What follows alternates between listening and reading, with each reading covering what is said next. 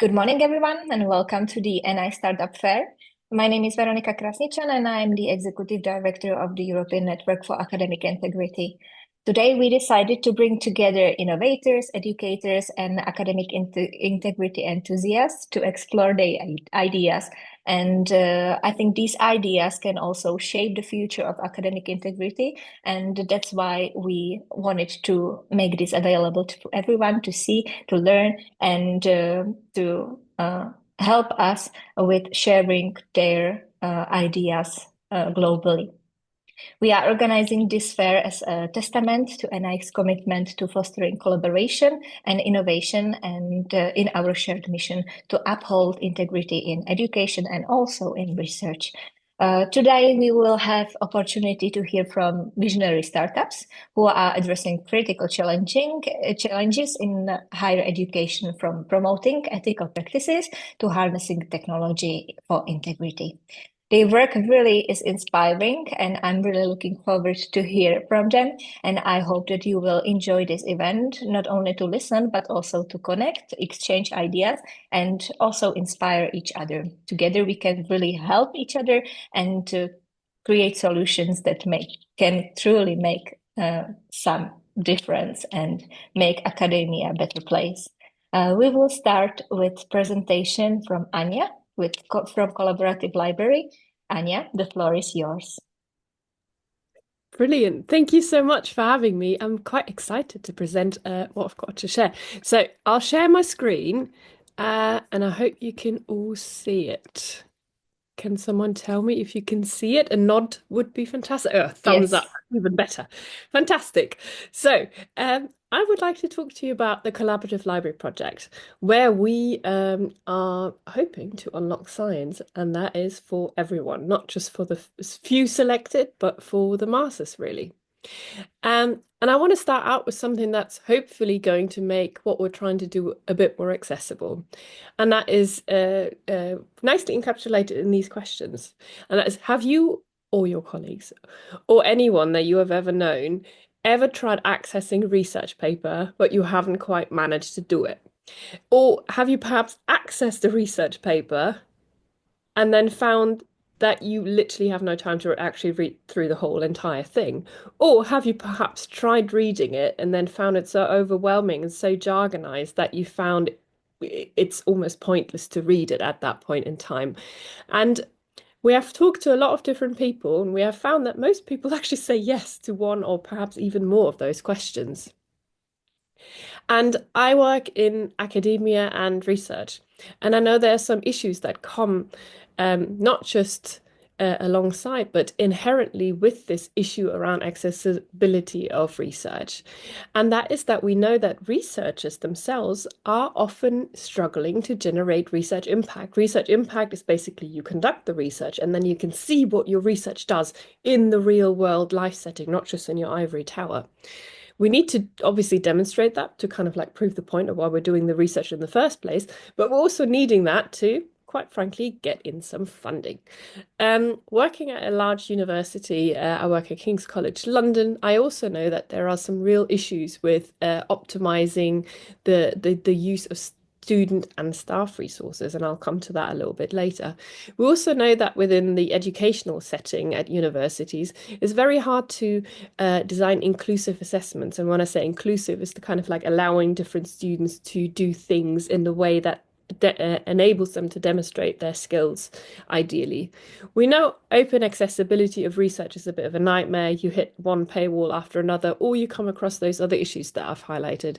And we also know that it's a very crucial thing to promote knowledge exchange. So what do I mean by that? That is basically, can, for instance, let's say, psychologists, medical scientists, and physicists communicate in a way that they can all understand what they all mean? And can we all therefore sort of harness the knowledge that we all have in our individual areas to form something that's a bit more multidisciplinary and therefore valuable for everyone? So these are the issues. And now, in a nutshell, this is what we do at the Have you Collaborative ever Library. searched the internet to find out about research? Perhaps you were trying to find a new treatment for a health condition, evidence for climate change, or other topics that might really interest you. And you may have found a link to an interesting peer-reviewed research article, only to find it's hidden behind a paywall. Or maybe an article was free to read or open access, but then turned out to be incredibly long and confusing to understand. So imagine having a video, audio, infographic, or written lay summary that quickly summarizes this article in simple, everyday language at no cost to you. This is the collaborative library in a nutshell, unlocking science for everyone. The collaborative library is a place where students, academics, and other professionals from respective participating organizations around the world can create and upload lay summary articles. This includes lay summaries from any scientific field or area, ranging from the latest treatment for cancer or a breakthrough in astrophysics or chemistry. The internet is littered with misinformation, claims of fake news, media spin, and conspiracy theories that quickly go viral and cause harm. As scientists at the Collaborative Library, we're passionate about ensuring people can access the right information quickly, cutting through the noise. So help us revolutionize the way we consume research knowledge. Join the Collaborative Library and subscribe to the YouTube channel to make it a sustainable, free online global resource forever. We will reward a substantial proportion of any profits in the shape of prizes and scholarship awards to those who produce the best lay summaries. We're a small team with big ambitions. We help budding students and more experienced scientists to tap into each other's work to think more broadly about new ideas and spark new opportunities for collaboration across the sciences. Collaboratively, we can create a resource that no single person would be capable of building alone. So how can you be part of the revolution? Well, you can start by sharing with us any feedback and follow us on social media. Spread the word of the Collaborative Library with family, friends, and colleagues. So that hopefully puts it in a nutshell. And I can tell you a little bit more about what it is. What it is that we do. So basically, we align all of what we do as researchers with ethical standards, which is we make actually accessible what we do. We don't just expect the public to fund the research and then we keep it behind barriers, but we are helping to disseminate all of this to everyone. We're also hoping to leverage student assessment. So you may have gathered by now that we're actually trying to get students together with their academic supervisors to contribute a majority of those lay summaries that are going to be on the library, and we're going to do so as part of assessment. We're also hoping to establish becoming a reputable source of information for members of the public, service users, so people with health condition, for instance, and colleagues across a broad range of different backgrounds, which is very important. And we are needing to really address that gap between sort of the practice element and the application. As we know, like for instance, in health research, the gap between the latest research and the practice is decades sometimes, which is a bit of a shocker. But by breaking things down and making sure it's more digestible, we're hoping that we can help inform practice and make everything that we do a bit better in that way. And we're running it all for free. We obviously have a lot of other competitors in the market, if you will, but none of them do quite what we intend to do. So here are a few things that we do that no one else seems to be doing, which is, first of all, we're giving access to vetted content. So everything that we put on our website is obviously reviewed by a vetting professional. We are also including free masterclasses and quality guides and educational materials, because we don't just believe in summaries themselves, but we're wanting to make sure that we empower people to actually understand what they're looking at, understand the quality of the underlying information as well. And also we're generating an indirect income for those who will be with us in the longer run at no additional cost. And we're also helping universities establish an inclusive and hopefully varied assessment curriculum. The team is rather small. So it's myself and my husband Anthony, who have founded and are currently running the collaborative library predominantly. We both have day jobs as well, but we're running this in our spare time as a passion project. But we're not alone. We also have a working group, which we think is very important to make sure that this project is as community driven as we're wanting it to be. And we've included people with various different backgrounds. So people living with chronic health conditions, from the LGBTQIA plus community. We also have people from minority groups. We have people with varying different backgrounds in terms of educational and formal educational backgrounds, which is very important because we're obviously hoping that loads of different people with different levels of education access our resources. And we also have people living with cognitive difficulties, mental health problems. And the reason for all of this is that we actually generate and we actually create a resource that is going to be useful for as many people as we can possibly manage. We have a load of participating organizations already. So participating organizations are those that actually are in the process of starting to contribute content. You can see this here. We're working on more. And we also have a load of collaborators and partners. So those who obviously share the same idea, and you can see ENAI is amongst them as well here. And we're very excited to build on this going forward as well. We have done a few case studies, just to give you an idea. So we've run this at my university, King's College London, on the course that I lead, which is Applied Neuroscience. We have a lot of students on this, and we've run it, and both the staff and the students seem to very positively welcome this kind of coursework. If you're used to like essay courseworks, which is basically you write an essay, then you submit it, you get your grade, and then your essay goes somewhere in the virtual drawer, and then suddenly you have something that you are actually able to publish as part of your coursework. That seems to really be something that has been resonating very, very positive with the students at KCL. So if you're perhaps someone who works at a university and you can see a lay summary assessment working for you, then always reach out to us, because we also provide all of the materials that go alongside with it. So you don't even have to develop the brief or the rubric or any of those other things. You're getting everything from us. And the nice thing is that beyond the coursework assignment, we can also enable students to publish their lay summaries beyond this. So currently we're running it on 2 of my modules within my master's degree program, but this isn't necessarily the only way in which we can give access to these types of opportunities and enable students, but also staff, to publish. And just to give you an idea of the scalability, if, for instance, at King's, every student did one single lay summary a year, you could turn around every single research paper that King's has ever produced within 5 years. Whilst I appreciate this is obviously very unlikely that it's going to happen that quickly, it will give you a really nice idea of how scalable this idea is, given how many universities, healthcare trusts, social care setups, and specialist organizations, NGOs, charities, and so on and so forth there are in the world. So even if just a teeny tiny fraction of those participated, we can create a very, very large resource over the course of time, which I'm very excited about.